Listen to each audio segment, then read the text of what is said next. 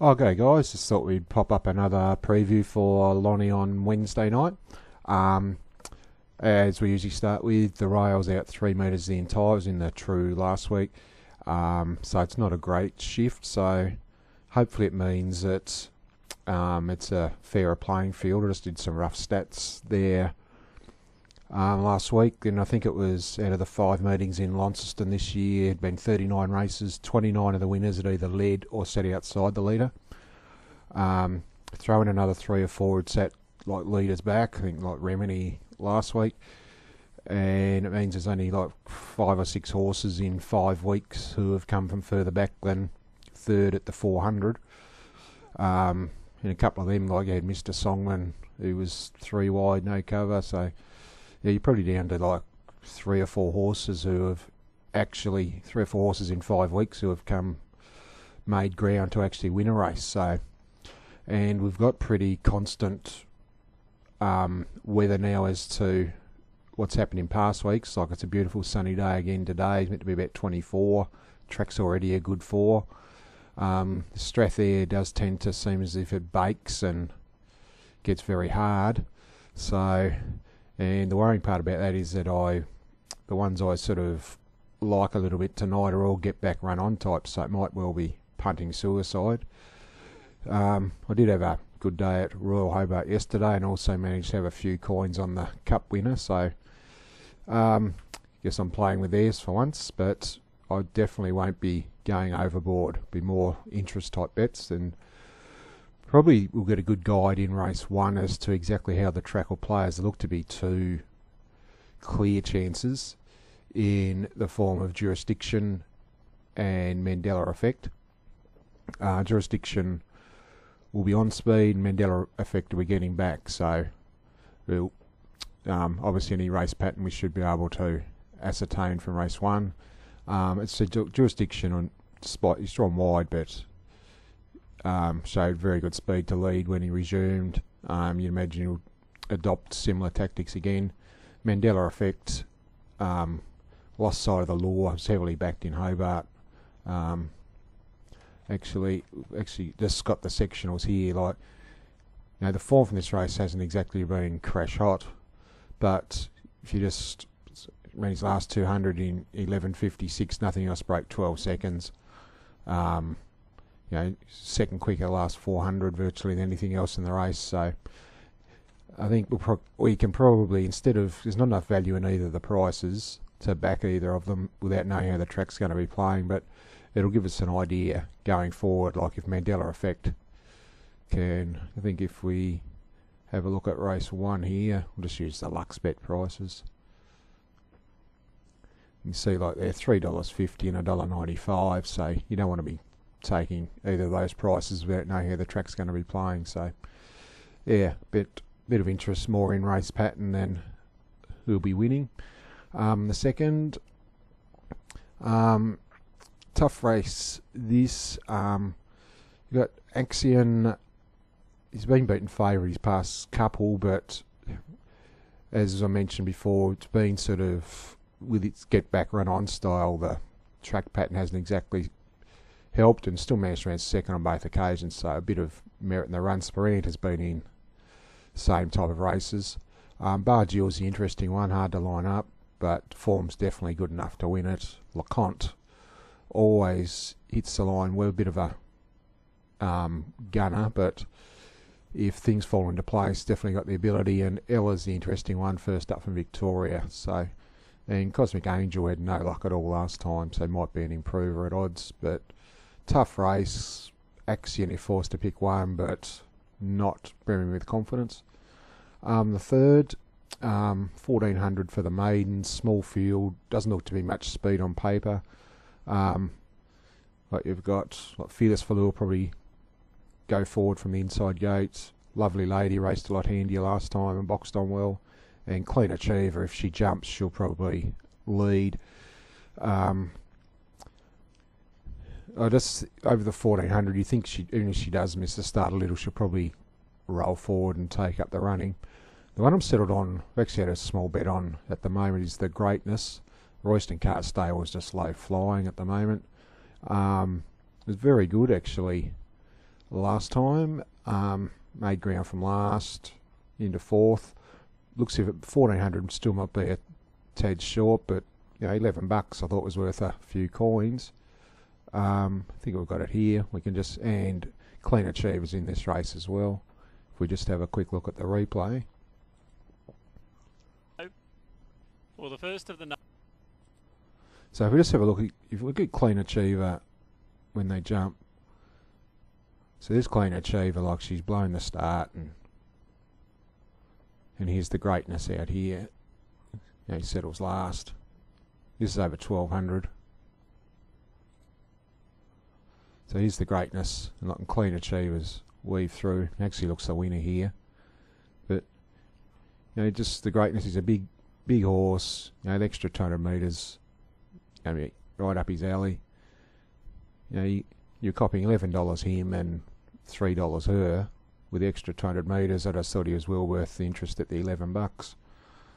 So yeah, I just think probably he's the one going forwards as well. So yeah, just something on race 3, number 3, the Greatness, at a bit of value. Fourth, very tough race. This, not much between these at all.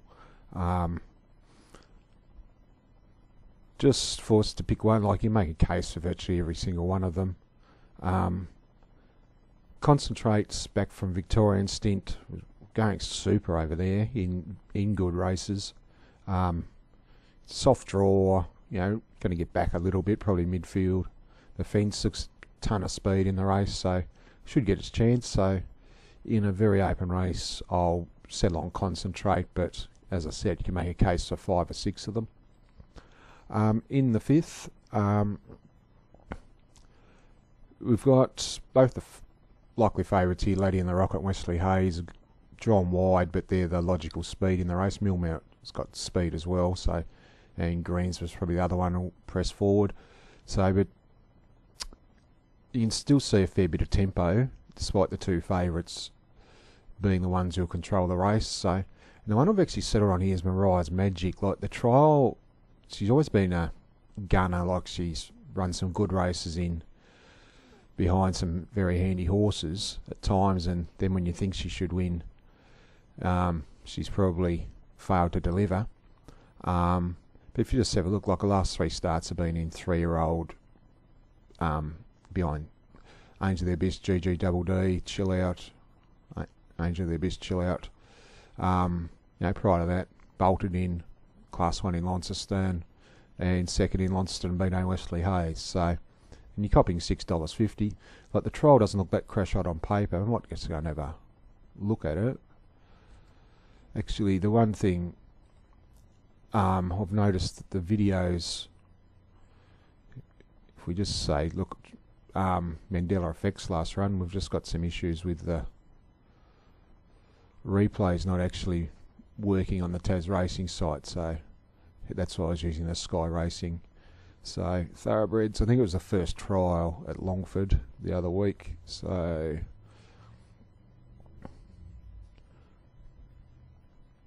yeah, this is it. There's Mariah's Magic there. The red hot trial, this.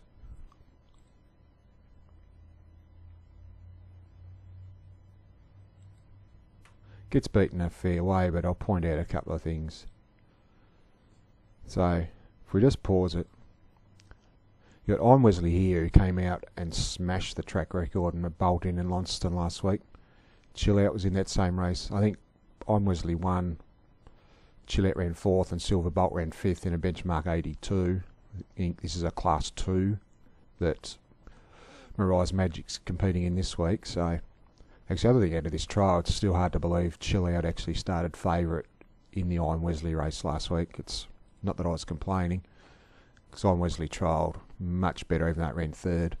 But you just have a look, like Iron Wesley leaves it for dead, but it's still not terrible, the actual trial, considering the class of the horses. You know, like, you take chasing home some very handy horses. So yeah, happy to be on. I think sort of $7 about the price at the moment. So well worth an investment. As I said, there looks to be enough tempo to suggest that might be able to run on. Newer to board. Outside gate's going to get back anyway. So, yeah. So something on Mariah's Magic in the 5th. The 6th, Goodbye Lonesome was super last week. Chased home the informed Mr. America, beat the rest clearly. It was a very good ride.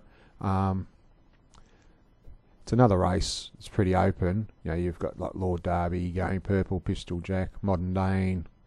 Like horses he beat in Hobart came out around 1st and 3rd yesterday. So the form holds up there, and if it's on speed, bias obviously comes right into the equation, and the ever consistent trophy legs. So, but Goodbye Lonesome's the other one. Another Royston car runner. So I think we've might have go and have a look at the actual replay there of his last start. So Goodbye Lonesome.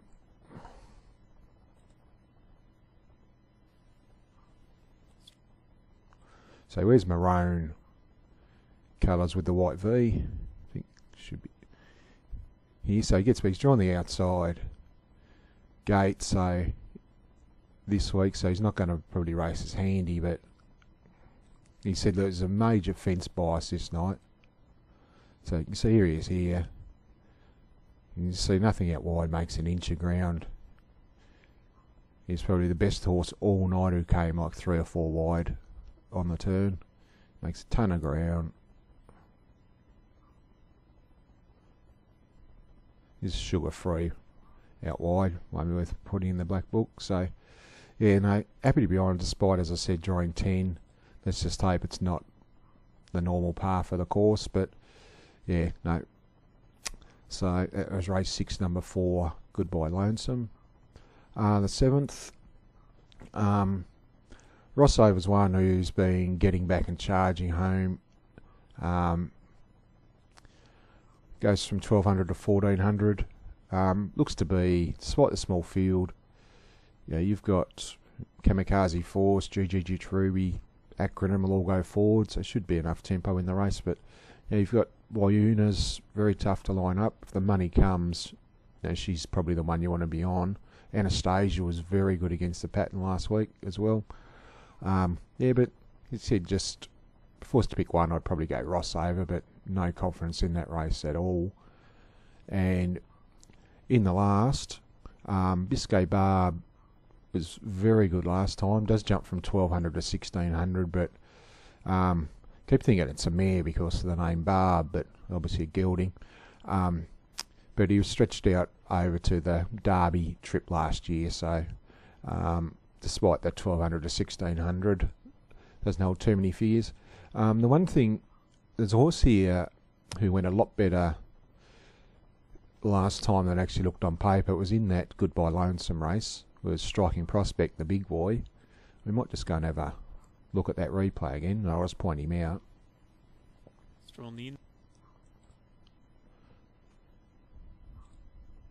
So he's the big fella out the back last. So you see, he just pulls out into the quicksand out 5 and 6 wide. 1400. You see, he just keeps whacking away.